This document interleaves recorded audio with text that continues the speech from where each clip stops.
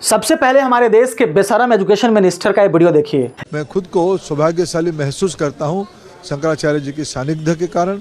मैं उनका आशीर्वाद लेकर अभी महाप्रभु के दर्शन के लिए जा रहा हूं। एक तरफ जंतर मंतर पर सोनम वांगचुक मरने पर लगे हुए हैं, मरने के कगार पर आ चुके हैं और इस देश का बेशरम एजुकेशन मिनिस्टर जाकर के कह रहा है कि हम आशीर्वाद लेने आए और वो यात्रा पे निकल चुका है। हमारे देश के बेशरम एजुकेशन मिनिस्टर को 1% शर्म नहीं है। यदि शर्म होता तो ये धर्मेंद्र प्रधान जो अपने लिए जीता है और अपने परिवार के लिए जीता है, काश वो जंतर मंतर पर जाकर के सोनम वांगचुक जो इस देश के महान व्यक्तित्व हैं उनसे मुलाकात करते और उनसे बात करते, उनसे डायलॉग करते। आज सोनम वांगचुक का 19वां दिन हो गया है। आज पहली बार सोनम वांगचुक ने कहा कि मैं ठीक नहीं हूं, मुझे काफी परेशानी हो रही है। इसका मतलब सीधा सीधा यह है कि अब सोनम वांगचुक एक डेंजर जोन में पहुंच चुके हैं।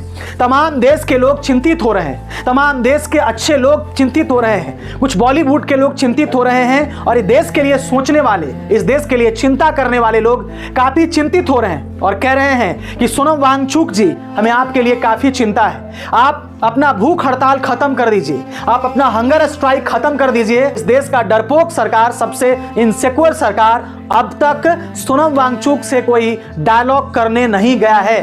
क्या भारत में लोकतंत्र अब बिल्कुल ही खत्म हो चुका है? लोकतंत्र का सिर्फ और सिर्फ अब संविधान में नाम बचा हुआ है। बाकी ये सरकार जो बैठी हुई है वो लोकतंत्र को मानती ही नहीं। इस सरकार को 1% डर नहीं है। इस सरकार के अंदर लोकतंत्र के प्रति 1% सम्मान नहीं है। यदि लोकतंत्र के प्रति इनका विश्वास होता तो ये देश के बेशरम एजुकेशन मिनिस्टर यात्रा पर नहीं घूमते, मंदिर मस्जिद घूमने नहीं जाते, बाबा से आशीर्वाद नहीं लेने जाते। एक तरफ एक आदमी मरने पर लगा हुआ है, एक आदमी अपना अंतिम सांस गिन रहा है और दूसरा तरफ इस देश का बेशरम एजुकेशन मिनिस्टर जो बार बार पेपर लीक करवाता है, जो बार बार बच्चों के जीवन के साथ खेलता है। ये बेशरम एजुकेशन मिनिस्टर को शर्म तक नहीं आती।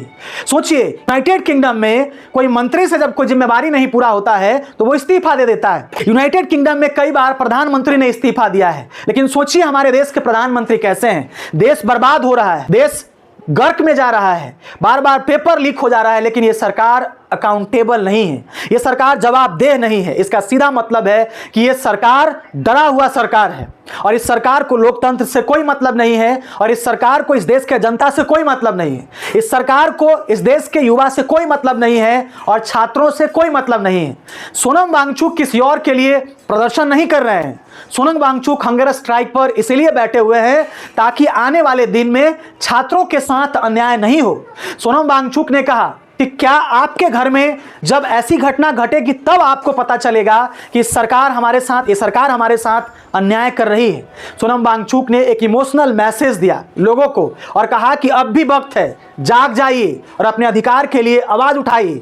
यदि आज आपने अपनी आवाज नहीं उठाई तो आने वाले दिन में आपके बच्चों को बर्बाद कर दिया जाएगा, इस देश के एजुकेशन सिस्टम को खत्म कर दिया जाएगा। आप सोच कर देखिए कि इस देश का एजुकेशन मिनिस्टर अपने बेटे को विदेश में पढ़ाता है और ये एजुकेशन मिनिस्टर इस देश में पेपर लीक करवाता है और इन्हीं के शासन में एक बार नहीं बल्कि बार बार पेपर लीक होता है, लेकिन फिर भी ये देश में बैठे एजुकेशन मिनिस्टर धर्मेंद्र प्रधान को शर्म तक नहीं आता है। आखिर रात में ये कैसे बैठकर अपने डाइनिंग टेबल पर खाना खाते होंगे? एक तरफ सोनम वांगचुक मर रहे हैं, एक तरफ सोनम वांगचुक अपना अंतिम सांस गिन रहे हैं और दूसरा तरफ अपने डाइनिंग टेबल पर बैठ करके बेशरम एजुकेशन मिनिस्टर आखिर कैसे खाना खाता होगा? क्या एजुकेशन मिनिस्टर को शर्म नहीं आता है? मैं कहूंगा कि हाँ, ये लोग बेशरम हो चुके हैं, इन्हें शर्म नहीं आता है। ये वही लोग हैं जिन्होंने सैकड़ों किसानों की हत्या करवा दी थी। इन लोगों की वजह से सैकड़ों किसान मारे गए थे। लगभग 600 से 700 किसान आंदोलन में अपनी जान दे दी थी। वो मर गए थे आंदोलन करते करते, लेकिन ये तानाशाह सरकार ने उनकी बात नहीं सुनी थी। जब कई महीना बीत गया उसके बाद इस देश के प्रधानमंत्री सामने आते हैं और कहते हैं कि मैं एक किसान बिल वापस लेता हूं, तो मैं कैसे नहीं कहूं कि यह सरकार हत्यारा है? मैं कैसे नहीं कहूं कि यह सरकार अकाउंटेबल नहीं है और इस सरकार को अपने देश के आम नागरिक से थोड़ा भी प्यार नहीं है।